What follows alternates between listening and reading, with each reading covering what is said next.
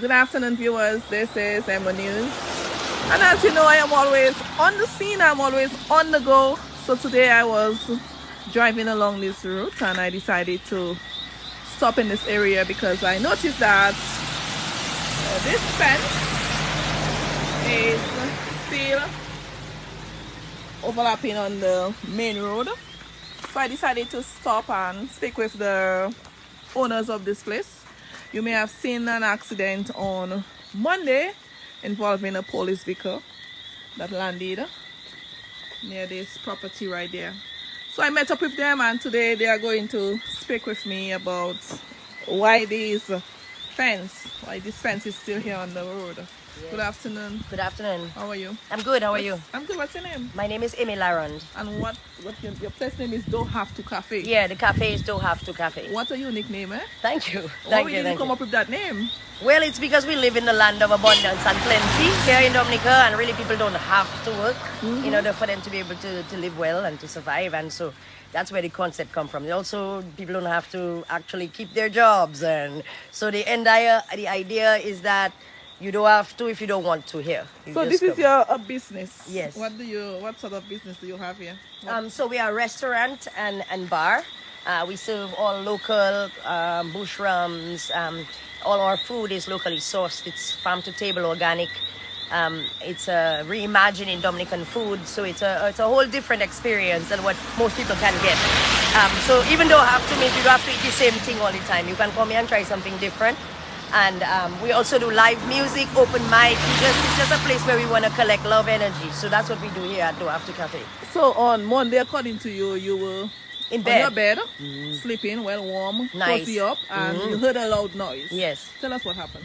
So it just sounded like an explosion had happened or something bad had happened. So we ran out of bed to see what had happened. We really thought it was something bad. And when we looked, there was a police van leaning against my house. It had crashed into my house through our fence, and this is a Wozo fence that we built out of Wozo reeds, and it had crashed through the fence and then hit my house so hard that it shook the house. I felt like it was an earthquake. Things fell, like things inside my house fell and broke. It's bad.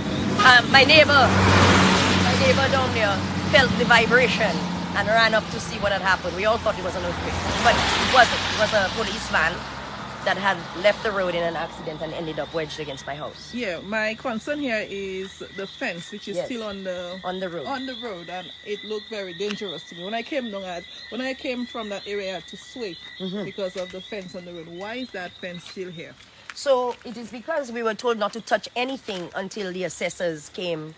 The insurance assessor, actually damage assessor had to come in to make sure that they can appraise this properly, because obviously the government is responsible for repairing this or compensating us for it. And so we've been waiting since Monday. And you are concerned because a lot of vehicles are using this road, and it's dangerous. Yes, it's dangerous to the point where I put a cone up there. So you are the one who put the cone? Yes, because I recognize that this is not it's not safe. This corner is really, really terrible, and you can't really see around it, and it's slippery. So I know that it's a dangerous thing there, and somebody could hit that. I mean, barring damage to their vehicle, they could end up, hurting themselves or getting killed or further damage in my property. And so since Monday, we've been trying to get someone to come out here and do a damage assessment so that we can start moving things, pulling things off the road, and we cannot. Well, why is this taking so long? Have you seen an appraiser? Have they come? Have they contacted you? So there was one person that was contracted by the government whose lack of professionalism made me decide not to choose him to do this job. So I went and found another damage assessor, and that person was supposed to show up yesterday. But because he is trying to coordinate with the police in terms of what they need and what he needs, nobody has been here today. I mean, I've been told multiple times that they're going to come. I was told yesterday they're coming at 4. No one showed up. No one called. I was told this morning nobody showed up. No one called. Just before you came, actually, I tried to reach out to the police again to ask them what's going on. Because nighttime coming, road wet, and this danger here exists. So not only, am I doing this because I want to kind of highlight kind of the lack of progress that has happened here and the failure of whatever system they have going on. It's also that people need to know, be careful at DohHav To Cafe in Corona. Be careful around there. because the road is not safe right now. And I cannot do anything to fix it. Or I'm going to put myself in a worse position. And you are saying that you need to fix your building because you had an activity here this weekend? I was supposed to have every Friday at DohHav To Cafe, we do like live performances, open mic. We collect whatever local artist wants to come and just show off their talent. We do it live on Instagram every Friday. And so this Friday we had 6 artists lined up to do it. It was going to be our big Fire Fridays. Our headliner, Fire Bright, is always here. So we were going to do a big party, a big promotion, and just kind of get things going. We expressed that to them on Monday, that we needed this taken care of urgently so that we can start repair. And it falls on deaf ears. I mean, more than anything, it's not like I haven't tried. And my contact with the administration, with the police administration, has been quite accommodating. I must say that. I must say she has done what she can. However, this is the problem, is that even though one person might be doing what they're doing, the culture of our country is such that we get apathetic about the things that are important. And so we don't see an urgency in the fact that this is a danger to motorists, to me, further danger to my property and to my place. Not only that, but they left fuel and oil in my drain. Right next to my house, there's fuel and oil that has been there since Monday. I mentioned it multiple times. I'm an organic person. I don't put poisons or any chemicals in anything that I do. All my food is organic, and they have fuel and engine oil sitting next to my house. The officials might say that they are trying their best. Their best is not good enough. You see, that's what it is that here we have to stop giving people the belief that even though they're doing a bad job, just because they express that they are doing their best, that we have to kind of let that go. The difference, you have to consider impact versus intention. Everyone has good intentions. People that are successful are impactful people. They are people that get things done. The other thing is, if you tell me you're going to do it, you better have a plan. Have a plan for that. Have a plan. Show me that you don't just tell me you're going to do it and then don't call me back. Don't pick up my phone calls. Screen my calls. Professionalism is what we are lacking here in our country.